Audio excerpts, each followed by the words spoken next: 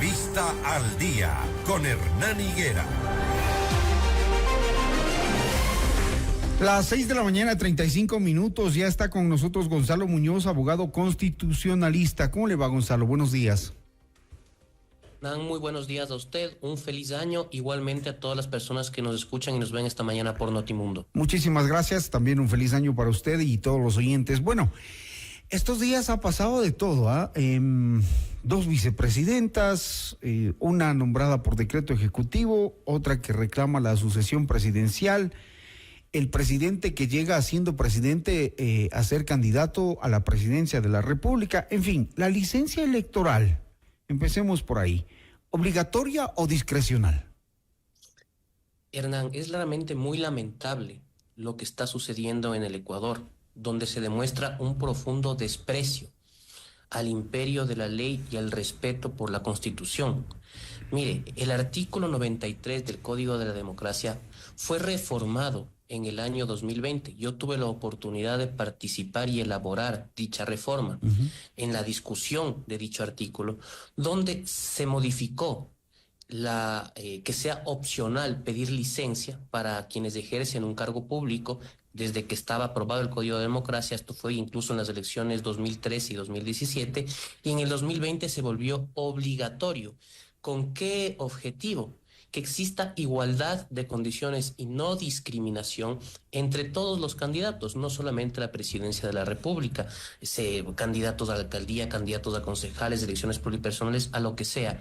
Ningún servidor público, y esto es muy importante, Hernán, ningún servidor público puede ser candidato y hacer campaña electoral en ejercicio de su cargo. ¿Por qué? Porque comete dos infracciones al tenor del Código de la Democracia, contenidas en el artículo 278, numeral 3, que es precisamente solicitar el voto o hacer pronunciamientos a favor de una tendencia política en ejercicio del cargo, y el segundo es el 279, numeral 5, que ya implica el uso y bienes del Estado, del uso de recursos y bienes del Estado, dentro de una campaña electoral.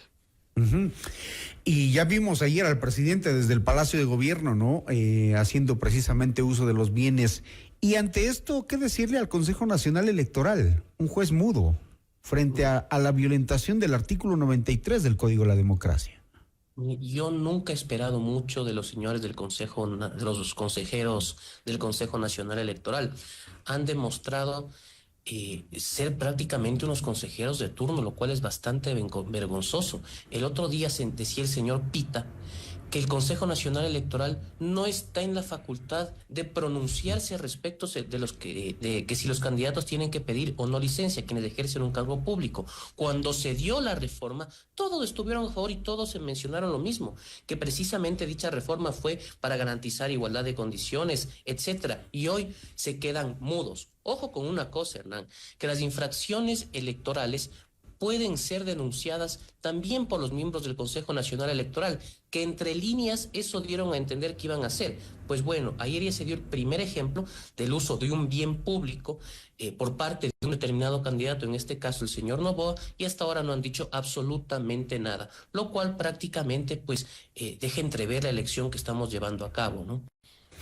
Y da mucha tristeza porque estratégicamente y políticamente al Ecuador lo dejan, digamos, en esa incertidumbre precisamente de una campaña electoral que entra con un candidato presidente impidiendo que una vicepresidenta escogida por él, electa en elecciones, no llegue a asumir el poder, porque eso es lo que dice la Constitución. Y hoy resulta que tenemos dos vicepresidentas intentando hacerse de la presidencia. Imagínese qué grave esto. Y vamos desde a hacer un análisis un poco más amplio, ¿ya? El señor Noboa, el presidente, fue quien eligió a esta señora Abad. Yo no comparto los postulados, no creo que esté preparada para ser vicepresidenta, pero sí creo en el respeto a la ley, ¿sí? Entonces, si existe una pelea personal entre el señor Noboa y la señora Abad, esto no puede afectar la institucionalidad y la obligatoriedad de cumplir la ley que tenemos todos los ecuatorianos en este país. Y esto es precisamente lo que ha sucedido. En primer lugar, la vulneración clara al artículo 93 del Código de la Democracia con el tema de la licencia. Y en segundo lugar, se le envía Ya una vez que gana el sumario administrativo con acción de protección, la señora Abad se la vuelve a enviar a Turquía y el presidente por sí mismo, otorgándose funciones que no tiene, resuelve declararla en ausencia temporal, cuando Lenin, solamente la Asamblea Nacional del Ecuador tiene la potestad jurídica para determinar la ausencia definitiva o temporal tanto del presidente como del vicepresidente. Entonces, ahí está otra clara violación a la Constitución y la ley. Lamentablemente, mucha gente está apoyando este tipo de cuestiones cuando los autoritarismos no son de izquierda ni de derecha.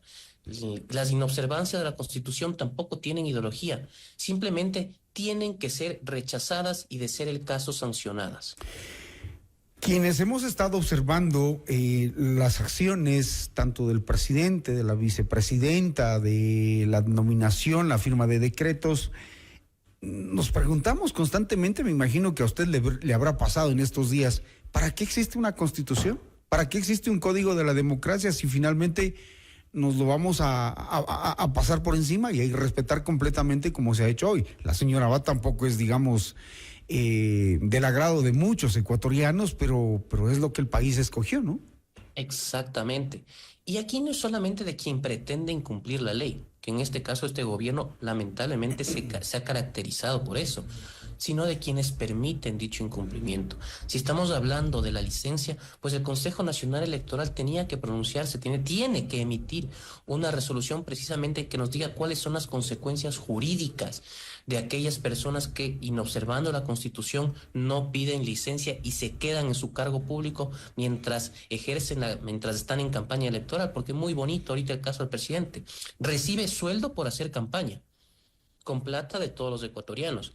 Y yo mencionaba también que eso, si se mantiene, o más bien dicho, ya se dio también, puede configurar una causal de juicio político al tenor del artículo 129, numeral 2. Entonces, es bastante grave. Esperemos que la Asamblea, una vez que retorne de sus actividades, entiendo que entró a receso legislativo, esté a la altura de las circunstancias respecto a esto.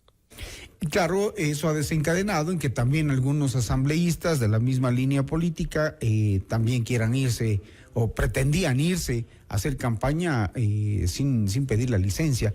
En fin, ¿con qué cara le pueden pedir al país cumplir con las leyes y la Constitución si son los primeros que las violentan?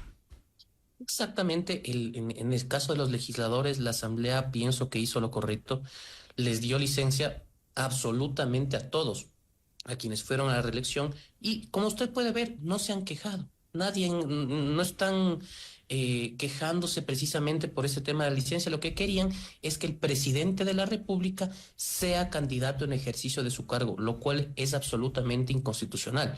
Hay que ser claros también en que la Asamblea no podía licenciarlo de oficio, no tiene esa facultad jurídica.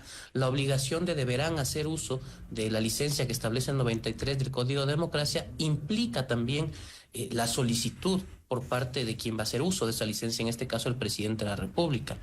Entonces, hay que ver qué sucede en estos días. Yo pienso que se van a presentar varias infracciones electorales y de requerirse al Consejo Nacional Electoral que asuma su posición, que tome control respecto de quienes no pidan licencia y no lo haga o no responda, se puede configurar también en un futuro en una acción por incumplimiento de norma ante la Corte Constitucional. Muy bien, gracias a Gonzalo Muñoz, abogado constitucionalista, aclarándonos esto que acaba de ocurrir en pleno feriado de Año Nuevo y que pues resta ver las consecuencias de todo lo que vendrá luego de la campaña o de los resultados electorales. Gracias a Gonzalo Muñoz, buen día. Buen día, Hernán. Muchas gracias a usted y a todas las personas que nos escucharon esta mañana. Tenemos retos, tenemos metas que cumplir como ciudad, como ciudadanos. ¿Cuáles son las que tiene la ciudad de Quito? Ya volvemos después de esta pausa con el exalcalde Paco Moncayo.